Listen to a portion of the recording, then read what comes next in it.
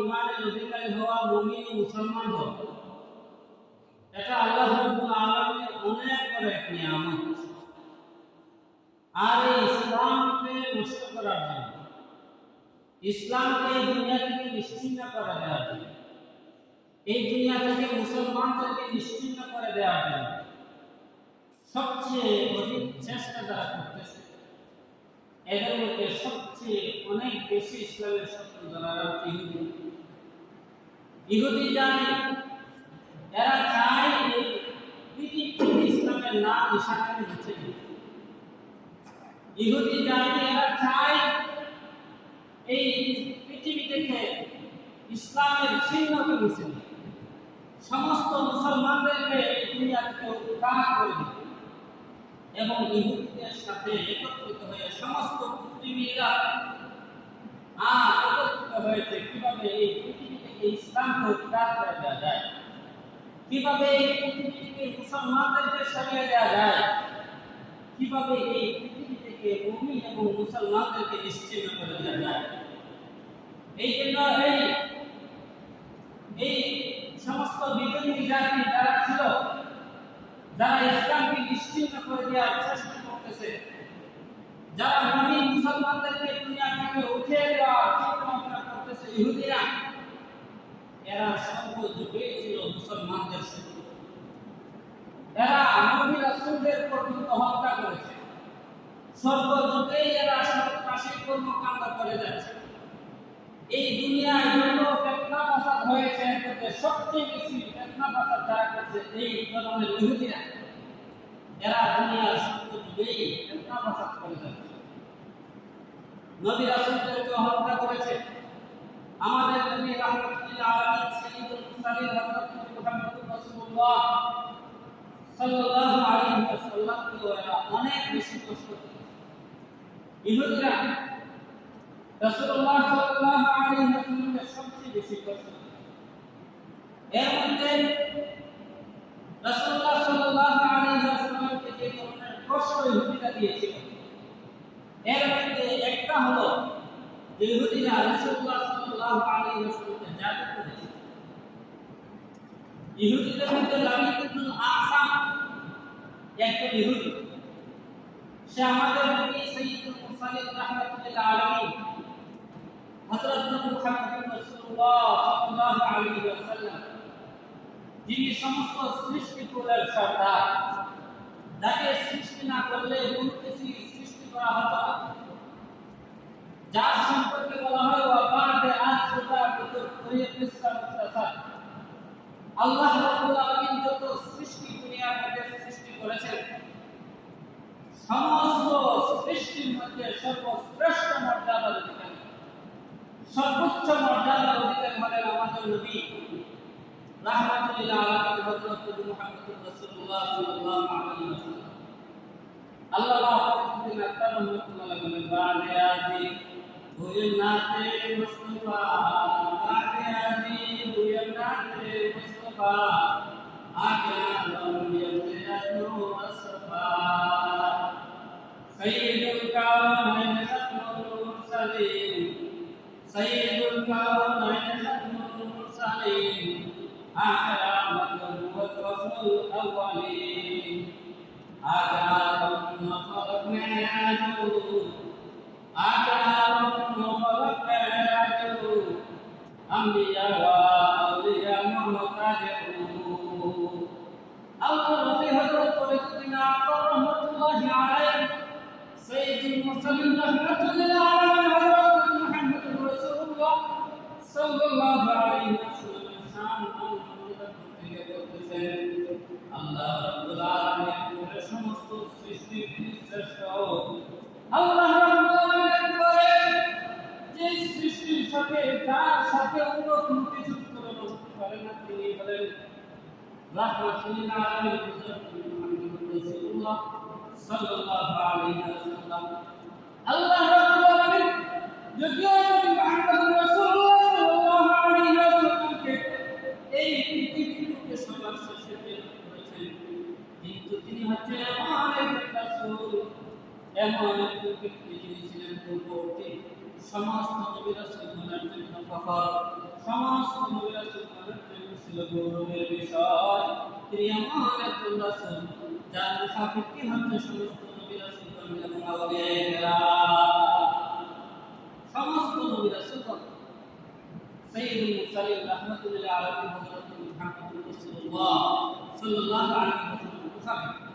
কারণ আল্লাহ রাব্বুল আলামিনের ঘোষণা সমস্ত নবী রাসূলদেরকে জানিয়ে দিয়েছেন যে আপনাদের জমানায় যদি আখেরি নবীর আবির্ভাব হবে, আপনাদের হুকুম নাপি সেই নবীর অনুসরণ করা। সমস্ত নবীদের থেকে আল্লাহ রাব্বুল আলামিন এই অঙ্গীকার দিয়েছেন, কোন ওলি যদি ওলি হতে চায় রাসূলুল্লাহ সাল্লাল্লাহু আলাইহি ওয়াসাল্লামের অনুসরণ করতে হবে। কোন পীর যদি পীর হতে চায় রাসূলুল্লাহ সাল্লাল্লাহু আলাইহি ওয়াসাল্লামের অনুসরণ করতে হবে। কোন পীর যদি সে নিজেকে অনেক বড় ওলি দাবি করে, পীর দাবি করে, খাজা বাবা দাবি করে, কিন্তু রাসূলের তরিকা অনুযায়ী চলে না, নামাজ পড়ে না, রাসূলুল্লাহ সাল্লাল্লাহু আলাইহি ওয়াসাল্লামের সুন্নাত অনুযায়ী চলে না, পীর হবে না।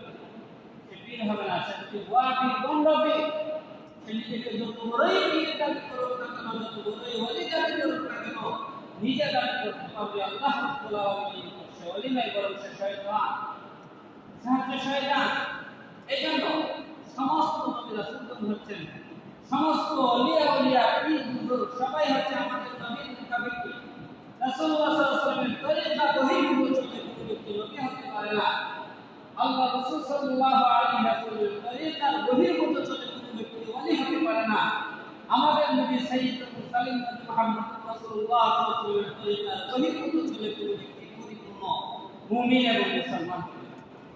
এজন্য দুনিয়াতে আমরা যত মানুষের আদর্শ থেকে নমুনা দেখি, অনেকে বিভিন্ন নায়ক নায়িকা, বিভিন্ন ফুটবলারের আদর্শ গ্রহণ করে, কিন্তু না, আল্লাহ রাসূলের আদর্শ ছাড়া যত আদর্শ আছে সবগুলি হচ্ছে নাপাক, সবগুলি হচ্ছে অপবিত্র। আমাদের নবী রাহমাতুল্লিল আলামিন হযরত মুহাম্মদুর রাসূলুল্লাহ সাল্লাল্লাহু আলাইহি ওয়াসাল্লামের আদর্শের থেকে শ্রেষ্ঠ কোন আদর্শ আছে? শ্রেষ্ঠ কোন আদর্শ নয়, আদর্শ হতে সেই সাইয়্যিদুল মুরসালিন রাহমাতুল্লিল আলামিন হযরত মুহাম্মদুর রাসূলুল্লাহ সাল্লাল্লাহু আলাইহি ওয়াসাল্লামকে কত ধরনের কষ্ট ইহুদিরা দিয়েছে। এর মধ্যে একটা আবার জাদু করেছিল, রাসূলুল্লাহ সাল্লাল্লাহু আলাইহি ওয়াসাল্লামকে জাদু করেছিল ইহুদি লকিতুল্লাহ আসাম। জাদুর পরে কি হয়েছিল? জাদুর কারণে আল্লাহ রাসূল সাল্লাল্লাহু আলাইহি ওয়াসাল্লাম অবস্থা এরকম হয়েছিল যে তিনি কোন একটা কাজ করছেন, কিন্তু একটু করে আর করতে পারতেন না যে কাজটা করছেন কি করছেন। এই যে জাদুর প্রভাব, এটা নবুয়তের বিপরীত না। কারণ রাসূলুল্লাহ সাল্লাল্লাহু আলাইহি ওয়াসাল্লাম তিনিও মানুষ ছিলেন। আমাদের আকীদা, আমাদের আহলুস সুন্নাত ওয়াল জামাতের আকীদা, আল্লাহ রাসূল সাল্লাল্লাহু আলাইহি ওয়াসাল্লাম মানুষ ছিলেন। কেমন মানুষ? সাধারণ মানুষ না। কেউ যদি বলে তিনি আমাদের মতো সাধারণ মানুষ, সে আর ইমানদার থাকতে পারে না, সে কাফের হয়ে যাবে। তিনি মানুষ ছিলেন, কিন্তু সর্বশ্রেষ্ঠ মানুষ ছিলেন, তুলনাহীন মানুষ ছিলেন, যার সাথে দুনিয়ার অন্য মানুষের, অন্য নবী রাসূলের তুলনাই হয়। এই জন্য রাসূলকে মানুষ নয়, আমরা তো বলি রাসূলুল্লাহ সাল্লাল্লাহু আলাইহি ওয়াসাল্লাম মানুষ ছিলেন, এতে বোঝা গেল আমরা রাসূলকে মানুষও মানি, রাসূলও মানি। তাহলে রাসূলুল্লাহ সাল্লাল্লাহু আলাইহি ওয়াসাল্লামকে মানুষ মানে আবার রাসূলও যদি মানা হয়, এমন অবস্থায় সে হচ্ছে প্রকৃত ঈমানদার, কারণ সে সাধারণ মানুষ বলতেছে, আমার আপনার মতো মানুষ বলতেছে না। সে বলতেছে তিনি রাসূল, শুধু তিনি অন্য রাসূলদের মতো রাসূল নয়, তিনি হচ্ছেন সর্বশ্রেষ্ঠ। আর যারা বলে তিনি শুধু রাসূল মানুষ নন, শুধু রাসূল মানুষ নন, এরা আবার রাসূলের যে জাতি হবে ইনসান মানুষ, সেটাকে অস্বীকার করে। এই জন্য এই ধরনের লোকেরাও মুসলমান থাকে। এই জন্য আল্লাহ রাসূল সাল্লাল্লাহু আলাইহি ওয়াসাল্লাম যদি মানুষ ছিলেন, কিন্তু ওনার উপরে জাতির প্রভাব, তিনি একটা কাজ করতেন কিন্তু এটা বলতে পারতেন না। এই যে ইহুদিরা আল্লাহ রাসূল সাল্লাল্লাহু আলাইহি ওয়াসাল্লামকে আল্লাহ তাআলা চাইলে এই জাতির প্রভাব নাও দিতে পারে, কারণ সব কিছুর ক্ষমতা আল্লাহ তাআলার কাছে। সমস্ত কল্যাণ অকল্যাণের মালিক একমাত্র আল্লাহ। আমরা বিশ্বাস করি সমস্ত কল্যাণ, সমস্ত অকল্যাণ, সব কিছুর মালিক একমাত্র আল্লাহ।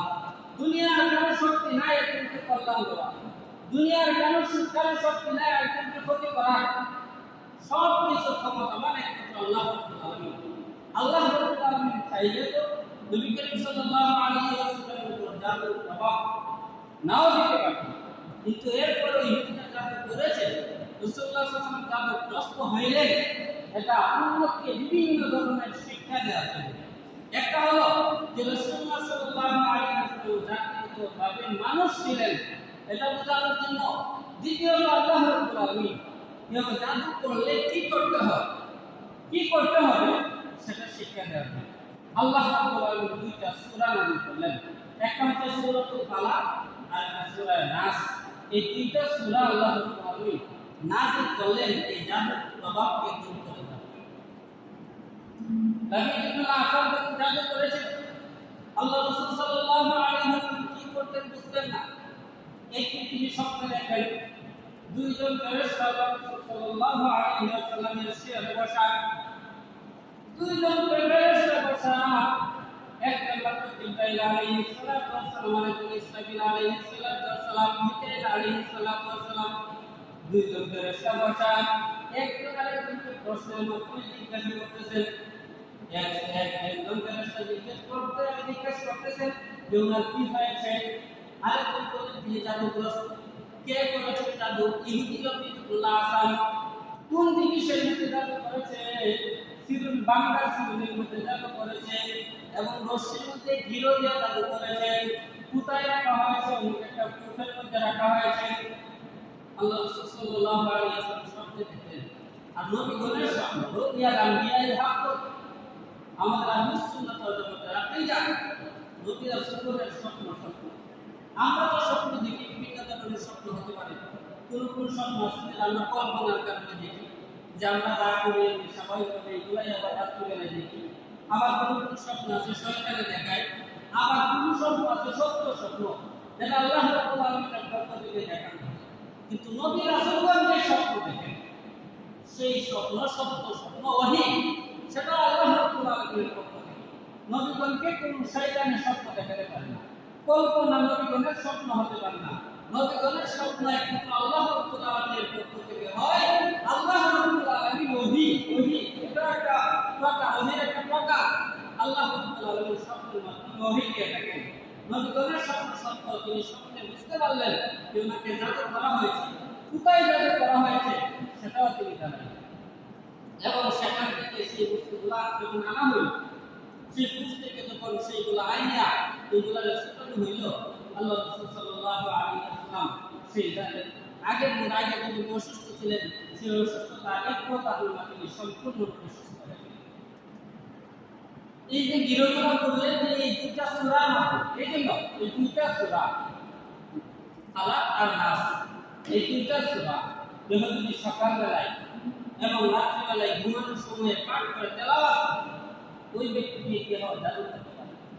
সকালবেলায় ফজরের নামাজের পরে যদি কেহ এই তিনটা সূরা পড়িয়া শরীরে উদফু দেয়, তাহলে ওই শরীরটা তার হয়ে যায়, আবদ্ধ হয়ে যায়, বান্ধা হয়ে যায়।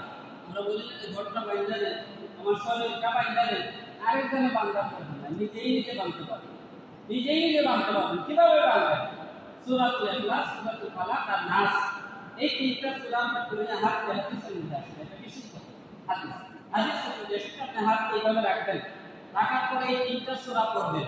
তিনটা সূরা পড়া একবার পড়া হাতের মধ্যে ফুঁ দিবেন, আরেকবার পড়া হাতের মধ্যে ফুঁ দিবেন, আরেকবার পড়া হাতের মধ্যে ফুঁ দিবেন। তিনবার ফুঁ দেওয়ার পরে একবারে আপনার মাথা থেকে নিয়ে পা পর্যন্ত সারা শরীরের মধ্যে হাত দিবেন। সারা শরীরের মধ্যে আপনি হাত তোলান, সকালবেলায় হাত তোলালে সারা দিনের জন্য আপনার শরীর বান্ধা হয়ে যাবে।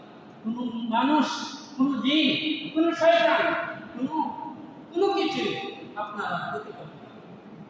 আবার ঘুমানোর আগে এটাও সুন্নাত, আমরা অনেক সুন্নাত জানি না, শুধু আমরা যে সুন্নাতগুলো লাভ হয়ে গেলে এটা একটা সুন্নাত। ঘুমানোর আগে আপনি বিছানার মধ্যে যাবেন, কত ধরনের রাত্রিবেলার ক্ষতি হতে পারে।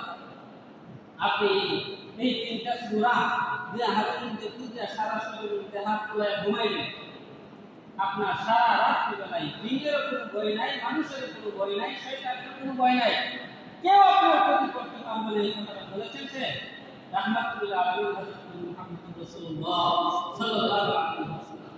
আমাদের দেশের কবিরাজরা অনেক কিছু বলে, অনেক কবিরাজ থাকে বন্ধ কবিরাজ, কোন কবিরাজ আবার সঠিক কবিরাজও আছে, কিন্তু বেশিরভাগ বন্ধ কবিরাজ থাকে। কিন্তু এই যে কথাটা শরীর বাংলার কথাটা, এগুলা কে বলেছেন? যিনি না কথার মধ্যে একটা কথাও মিথ্যা নেই। আপনারা কেউ বলতে পারবেন যে রাসূলুল্লাহ সাল্লাল্লাহু আলাইহি ওয়াসাল্লাম পূর্ণ জিন্দেগীর মধ্যে একটা কথা মিথ্যা বলেছেন? একটা কথা মিথ্যা বলেছেন এই কথা কেউই বলতে পারবেন না। বরং আল্লাহ রাসূল সাল্লাল্লাহু আলাইহি ওয়াসাল্লাম সারা জীবন যা কিছু বলেছেন সেটার মধ্যে মিথ্যার সন্দেহ হয়। যার কারণে কিন্তু কাদের না পর্যন্ত আল্লাহ রাসূল সাল্লাল্লাহু আলাইহি ওয়াসাল্লামকে আল আমিন উপাধি দিয়েছেন। আল আমিন উপাধি দিয়েছিলেন কাদের না পর্যন্ত। কেন দিয়েছিলেন? কারণ কাদেররাও দেখেছে রাহমাতুল্লিল আলামিন হযরত রাসূলুল্লাহ সাল্লাল্লাহু আলাইহি ওয়াসাল্লাম জীবনে কারোর সাথে কখনো মিথ্যা বলেন নাই, প্রতারণা করেন নাই, ধোঁকাবাজি করেন নাই। তিনি বিশ্বাসযোগ্য ছিলেন, যার কারণে কাদের বেঈমানরা পর্যন্ত তার কাছে আমানত। কিন্তু এই ইহুদিটা সেই রাহমাতুল্লিল আলামিন সাল্লাল্লাহু আলাইহি ওয়াসাল্লামকে জাদু করেছে। আল্লাহ রাসূল সাল্লাল্লাহু আলাইহি ওয়াসাল্লাম পরিয়া যখন শরীরে রুকু দিলেন, জাদুগুলো করলেন, তখন আল্লাহ রাসূল সাল্লাল্লাহু আলাইহি ওয়াসাল্লাম সম্পূর্ণরূপে সুস্থ হয়ে গেলেন। রাসূলুল্লাহ সাল্লাল্লাহু আলাইহি ওয়াসাল্লামকে ইহুদিরা আরো অনেক কষ্ট দিল।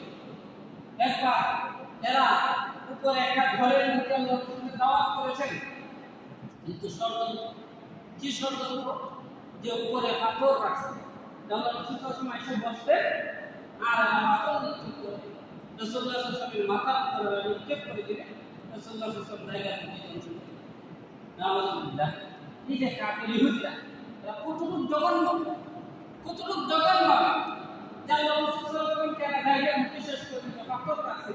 আল্লাহ রাসূলকে দাওয়াত রাসূলুল্লাহ সাল্লাল্লাহু আলাইহি ওয়াসাল্লাম যখন সেখানে বসতে যাবেন, হযরত জিবরাইল আলাইহিস সালামের মাধ্যমে আল্লাহ তাআলা জানিয়ে দিলেন, ইয়া রাসূলুল্লাহ ইয়া হাবিবাল্লাহ, আপনি সেখানে বসবেন না, ইহুদিরা ষড়যন্ত্র করেছে। রাসূলুল্লাহ সাল্লাল্লাহু আলাইহি ওয়াসাল্লাম ওহির মাধ্যমে জানতে পারলেন, সেই সময় সেখানে গেলেন না। এই ইহুদি জানতে আজকে আমাদের ঈমানকে এবং ইসলামকে ধ্বংস করে দেওয়ার জন্য ষড়যন্ত্র করতেছে। আজকে আমরা দেখি মাত্র ইহুদি জাতি কতজন, ইহুদি জাতি মাত্র এরা সারা পৃথিবীতে মাত্র 1.5 কোটি, সংখ্যায় মাত্র 1.5 কোটি। অথচ মুসলমানদের সংখ্যা 260 কোটি, 200 কোটি লোক। মুসলমানদের সংখ্যা পৃথিবীতে 200 কোটির উপরে। কাফেরদের সংখ্যা মাত্র 1.5 কোটি, 2 কোটিও না, 1.5 কোটি, 2 কোটিও না।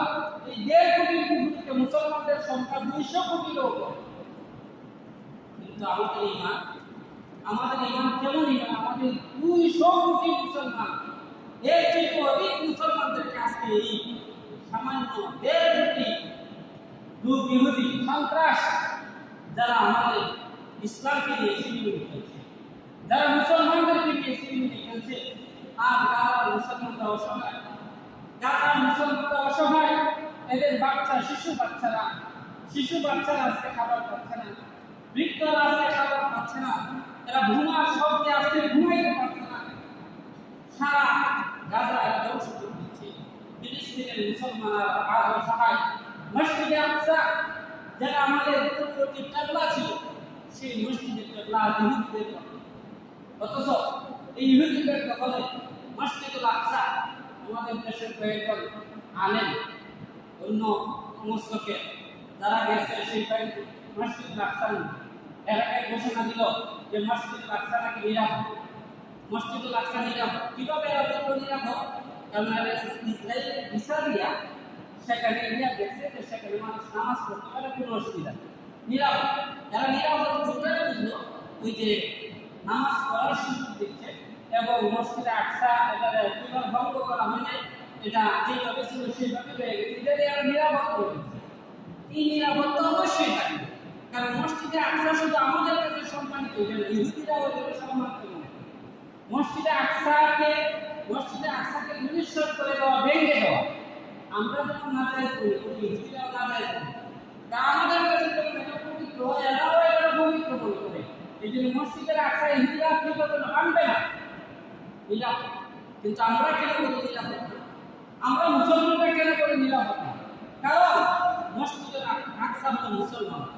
আমরা বলি মসজিদুল আকসা মুসলমানদের অধীনে থাকবে, মসজিদুল আকসা মুসলমানদের দখলে থাকবে, মসজিদুল আকসা মুসলমানদের দ্বারা পরিচালিত হবে।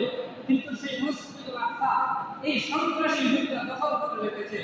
সন্ত্রাসী ইহুদিদের ইহুদিদের পরিচালনায় মসজিদুল আকসা চলতেছে। এই জন্য বিল্ডিং যদিও ঠিক আছে, বিল্ডিং যদিও দেখতে কোনো অসুবিধা নাই, কিন্তু মসজিদুল আকসা নিরাপদ না।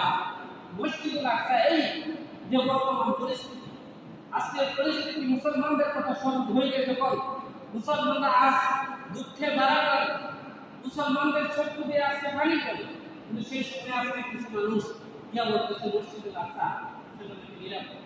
কিন্তু মসজিদুল আকসা এটা মুসলমানরা দখল করবে সময় আসবে, নেয়ামতের আগে মুসলমানরা দখলে আসবে ইনশাআল্লাহ। কিন্তু এখন বর্তমানে ইহুদিদের কথা, এই যে সন্ত্রাসী ইহুদিরা এরা নিজেদেরকে দাবি করে, এরা মানবতা এগুলা দাবি করে। এই যে মুসলমানদের উপরে যে নির্যাতন, গাজার মুসলমানদের উপরে যে আজকে নির্যাতন, আজকে তারা পানি পাচ্ছে না, আজকে তারা খানা পাচ্ছে না, আজকে তারা রোগাক্রান্ত চিকিৎসাটা করতে পারছে না, কোথায় না আজকে কোথায় জাতিসংঘ আল কুফরু মিল্লাতুল ওয়াহিদা, আল কুফরু মিল্লাতুল ওয়াহিদা, সমস্ত কুফরি শক্তি আগে মুসলমানদেরকে নিশ্চিহ্ন করে দেওয়ার জন্য। আজকে মুসলমান একটা রক্তে জর্জরিত হবে, কিন্তু এদের জীবন পানি আসবে না। আজকে মুসলমানদের রক্তের ভিন্ন বয়ে যাবে। আজকে মুসলমানরা দুটি কাঁদবে, কিন্তু জাতিসংঘের মানবতা নাই, ইহুদিদের মানবতা নাই, খ্রিস্টানদের মানবতা নাই, মুশরিকদের মানবতা নাই। আজকে ইসরায়েলেরা যে নির্যাতন করতেছে, কিন্তু এইগুলার পক্ষে আমরা দেখতে পাই যে আমেরিকাও আছে, এইগুলার পক্ষে যুক্তরাষ্ট্র আছে, এইগুলার পক্ষে ভারতের মোদিও আছে না নাই? কেন আছে? কারণ এরা যদিও খ্রিস্টান, এরা যদিও হিন্দুরা মুশরিক, কিন্তু ইহুদিদের সাথে এরা আছে, কারণ কুফরু মিল্লাতুল ওয়াহিদা। মুসলমানরা যদি খালিদ বিন ওয়ালিদের মতো ঈমান ওয়ালা হতো, মুসলমানরা যদি উমর রাদিয়াল্লাহু তাআলার মতো ঈমান ওয়ালা হতো, এই 200 কোটি মুসলমানের সামনে ইহুদিরা কিচ্ছু ছিল না। এই জন্য আমাদের ঈমানকে মজবুত করতে হবে, আমাদের ঈমানকে শক্ত করতে হবে। আমরা তো মনে করি আমরা মুমিন, আমরা শুধু মুখে মুমিন দাবি করতে হবে। শুধু মুখে যদি আমরা বলি আমরা মুমিন মুসলমান, মুখের দাবিতে মুমিন মুসলমান, মুমিন ঈমান এটা তো অন্তরের বিষয়, ঈমান হচ্ছে অন্তরের বিষয়। আমার ঈমান যদি শক্তিশালী হয়, আমার ঈমানটা যদি মজবুত হয়, আমার ঈমানে আজকে বলবে এই যে মুসলমানদেরকে আজকে নির্যাতন করতেছে, আমার যদি শক্তি থাকে, আমার যদি ক্ষমতা থাকে, আমি এদের বিরুদ্ধে জিহাদ করব, আমি এদের বিরুদ্ধে যুদ্ধ করব, আমি আমার হাতের মাধ্যমে, আমি আমার জীবনের বিনিময়ে হলেও আমি এদের বিরুদ্ধে যুদ্ধ করব। এই মনের আকাঙ্ক্ষাটা অবশ্যই থাকতে হবে। হাদিস শরীফে আল্লাহ রাসূল সাল্লাল্লাহু আলাইহি ওয়াসাল্লাম বলেছেন, যার অন্তরে জিহাদের তামান্না নাই, জিহাদের আকাঙ্ক্ষা নাই, সে সম্পূর্ণ মুসলমান হতে পারে, কিন্তু প্রয়োজনের অর্থ আজকে আমরা জিহাদ চাই, জিহাদ করতে আমরা নাই। যেখানে রক্ত ঝরবে, যেখানে আক্রমণ, সেখানে আমরা নামে বড় মুসলমান, নামে বড় ইমানদার, কিন্তু যে না আমার যদি শক্তি থাকে, সবার মনের আমি ইমানদার, আমি মুসলমান, আমার মনের তামান্না থাকে, আমি যদি সুযোগ পাই আমি ফিলিস্তিনে গিয়ে যুদ্ধ করব, আমি গাজায় গিয়ে যুদ্ধ করব। রাষ্ট্রীয় রাজনীতিতে যে সেটা সম্ভব না হয়, হাদিসের ভাষ্য হলো যেমন আমরা আমিকুম মুনকার কোনো ব্যক্তি যদি কোনো অপরাধ দেখে, কোনো জায়গার মধ্যে যদি কোনো জুলুম দেখে, একজন মুমিন এবং মুসলমানের পরিণাম হলো হাত দিয়ে বাধা দেওয়া, নিজের শরীরকে বাধা দেওয়া। এরপরে যদি তার এটা সম্ভব না হয়, জবানের তার বাধা দিতে হবে। আমাদের দেশে কিছু মুসলমান আছে, এরা বলতেছে যে কি হবে আন্দোলন, কি হবে মিছিল করে। এই যে ওলামায়ে কেরাম মিছিল করতেছে, 12 তারিখে একটা মিছিল আছে ঢাকায়, যেটা লং মার্চ টু গাজা, অনেক বড় একটা মিছিল হবে। কিন্তু অনেকেই বলতেছে এই মিছিল করে কি লাভ, এই মিছিল করে লাভ হবে, এরা তো লাভ হবে না। এরা আমরা আমাদের ইমানের শক্তিকে প্রকাশ করি, আমরা ভিডিও গাজার মধ্যে যেতে পারছি না যুদ্ধের জন্য। যদি আমাদের সুযোগ থাকে, যদি আমাদের ক্ষমতা থাকে, যদি আমরা যাওয়ার কোনো সুযোগ পাইতাম, অবশ্যই আমরা যেতাম, কিন্তু আজকে যাওয়ার সুযোগ নাই, সুযোগ হচ্ছে না। এই জন্য আমাদের 2 নম্বর যে করুন, জবানের মাধ্যমে সেটা প্রকাশ করতে হবে যে আমরা মুসলমানদের সাথে আছি, আমরা জুলুমের বিরুদ্ধে আছি, আমরা মজলুমের সাথে আছি, প্রকাশ করতে হবে। এটাও যদি সম্ভব না হয়, ক্ষমতা অবস্থায় অন্তরের দ্বারা যেমন আপনার এলাকায় কোনো গান বাজ করার জন্য, আপনার এলাকায় কোনো অবৈধ কাজের আয়োজন, যা আপনার কাজে আপনার ক্ষমতা আছে, আপনি হাতের মাধ্যমে সেটা প্রতিহত করবেন। কোন ধরনের অন্যায়, অবিচার, গুনার কাজ আপনি সমাজে হতে দেবেন। এই ব্যাপারে কঠোর সমাজের সকল মানুষ যদি নেতৃবৃন্দ যদি কঠোর হতো, সমাজের মধ্যে গুনার কাজ হইল না। এই জন্য আপনার ক্ষমতা থাকলে হাতের মাধ্যমে সেটা প্রতিহত করবেন। যদি হাতের দ্বারা সম্ভব না হয়, আপনি জবানের মাধ্যমে কমপক্ষে করতে হবে যে এই কাজটা অন্যায়, এই কাজটা গুনার কাজ, জ্ঞান ব্যক্তিতে করতেছেন, যে অনেক বড় গুনার কাজ যেন আপনারা জাহান্নামে করে নিয়ে যাবে, জবানের মাধ্যমে প্রকাশ করতে হবে। কিন্তু এমন এক ব্যক্তি গান আপনার আয়োজন করছে, যার কথা বলা আপনার সুযোগ নাই, আপনি কথা বললেই আপনার শেষ করে দেবে। এমন অবস্থায় আপনি আপনার অন্তরের দ্বারা ঘৃণা করতে, অন্তর দ্বারা আপনার ঘৃণা করতে হবে যে এই কাজটা করতেছে, ইসলাম বিরোধী কাজ, এটা গান বাজনা, এটা শয়তানি কাজ, এই সমস্ত কাজের সাথে আমি জড়িত নয়, এইগুলা থেকে আমি সম্পূর্ণ মুক্ত। এই যে ঘৃণা ভাব প্রকাশ করতে, তো এই যে মুসলমানরা আজকে নির্যাতিত, আমাদের যদিও সেখানে যাওয়ার কোনো সুযোগ হচ্ছে না, কিন্তু আমাদের মুখে তো আমাদের ইমানকে প্রকাশ করতে হবে। মুখেও যদি আমি প্রকাশ না করি, শুধু অন্তরের দ্বারা যারা ঘৃণা ভাব প্রকাশ করে, ওয়ালাইকা আযাবুল ঈমান, হাদিসের মধ্যে বলা হচ্ছে সে সবচেয়ে বেশি দুর্বল মুসলমান। আর যারা অন্তরে ঘৃণা পোষণ করে না, আজকে কিছু মানুষ আমি দেখি অনেকে পুশ করেছে যে আন্দোলন করতেছে কিন্তু নামাজ পড়ে না, মানে বুঝাইতে চাইছে যে আন্দোলন করতেছে, নামাজ পড়ো না, নামাজ না পড়লে আন্দোলন করে কি লাভ?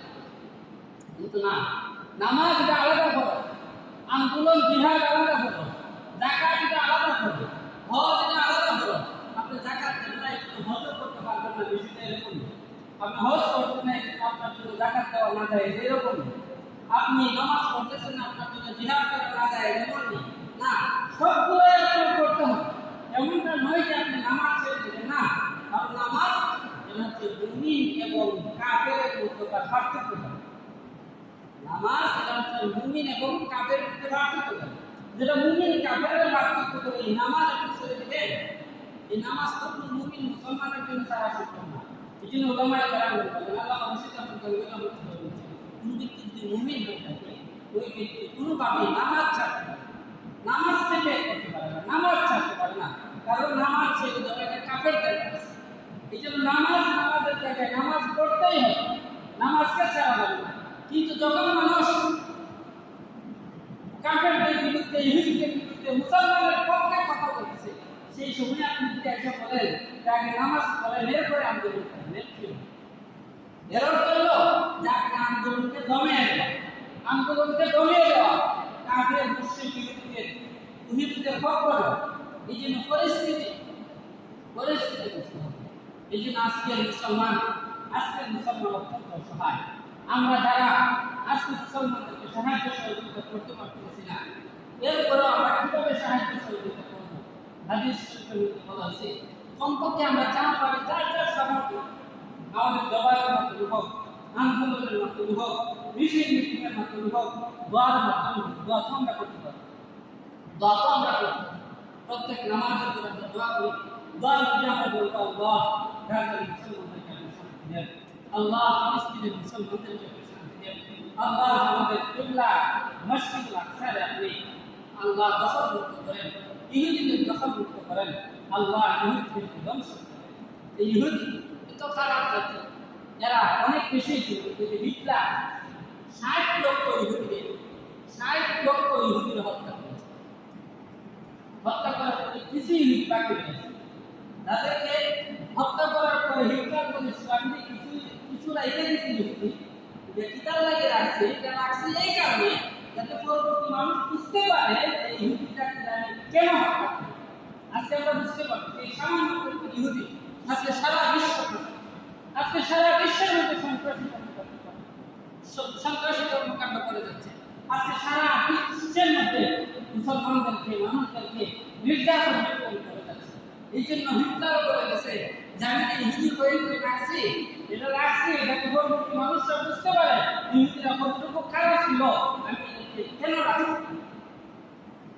এই জন্য এই যে ইহুদি সামান্য কিছু পরিমাণ ইহুদি ছিল, তেরো জায়গায় ছিল না, বিশ্বের বিভিন্ন এক এক দেশে এক এক জায়গায় ছিল, বিভিন্ন জায়গায় নির্যাতন ছিল। কিন্তু ফিলিস্তিনি মুসলমানদের মধ্যে মানবতা আছে। ফিলিস্তিনের মুসলমানরা এই গাজা এই যে ফিলিস্তিনের মুসলমানেরা ওই ইসরায়েল ইহুদিদেরকে জায়গা দিয়েছিল। আমরা দেশে রোহিঙ্গাদের জায়গা দেয় না, রোহিঙ্গাদেরকে জায়গা দিচ্ছে না বাংলাদেশে। আর রোহিঙ্গাদের উপরে যে সময় নির্যাতন হচ্ছে, যে সময় চালিয়েছে, রোহিঙ্গারা চলতে পারতেছিল না, এদের উপর শুধু নির্যাতন জুলুমের স্টিম রোলারদের উপর চলছিল। এই সময় আমাদের দেশ এদেরকে জায়গা দিয়েছিল, আশ্রয় দিয়েছিল। আমাদের দেশে এদেরকে আশ্রয় দিয়ে খারাপ কাজ করছে না উত্তম কাজ করছে, ভালো কাজ করছে? আমরা বলি এটা একটা বাংলাদেশের উত্তম কাজ, ভালো কাজ। কিন্তু এখন বলেন এই রোহিঙ্গারা যদি বলে যে তোমরা যারা বাংলাদেশিরা আছো তোমরা চলিয়া যাও, আমরা এই দেশ শাসন করব। এই যে রোহিঙ্গারা শাসন হবে না, রোহিঙ্গারা যদি এখন বলে যে না আমরা এই দেশকে বাংলাদেশকে দখল করব, আমরা এই দেশে দখল করে নিতে বাংলাদেশি যারা আছো তোমরা আমাদের অনুগত হয়ে চলো, আর তোমরা এই দেশকে চলিয়া যাও। ঠিক তেমনি এই যে ইসরায়েলি ইহুদি সন্ত্রাসীরা ফিলিস্তিনের মুসলমান আগে বুঝতে পারে না, এদেরকে জায়গা দিয়েছিল, আশ্রয় দিয়েছিল, সামান্য পরিমাণ জায়গা এদেরকে আশ্রয় দিয়েছিল। তোমরা জুলুমের শিকার, তোমরা হত্যার শিকার, তোমাদেরকে বিভিন্নভাবে নির্যাতন করে দিচ্ছে, আমরা তোমাদেরকে কিছু জায়গায় আশ্রয় দিলাম। কিন্তু আজকে সেই ইসরায়েলি জাতি ফিলিস্তিন দখল করে দিয়েছে, ফিলিস্তিন তারা দখল করে দিয়েছে, ফিলিস্তিনের মুসলমানের উপর নির্যাতন করছে, গাজা দখল করার জন্য গাজা মুসলমানের উপর নির্যাতন করেছে। এতে বোঝা যায় এরা কতটুকু খারাপ, কতটুকু সন্ত্রাসী, কি পরিমাণে মুসলমানদের উপরে এদের শত্রুতা।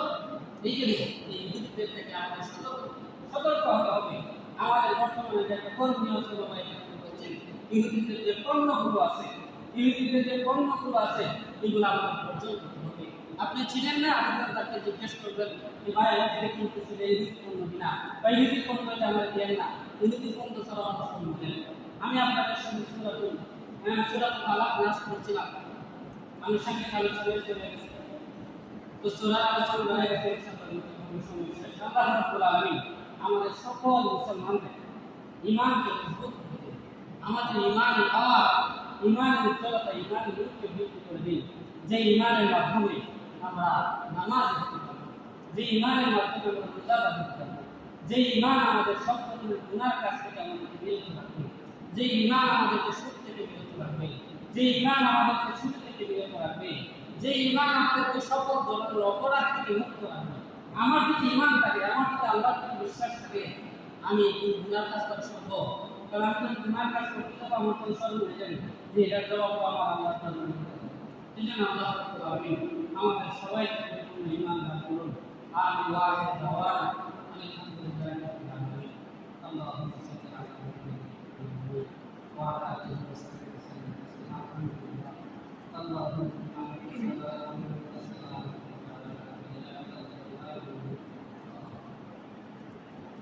ربنا آتنا في الدنيا حسنة وفي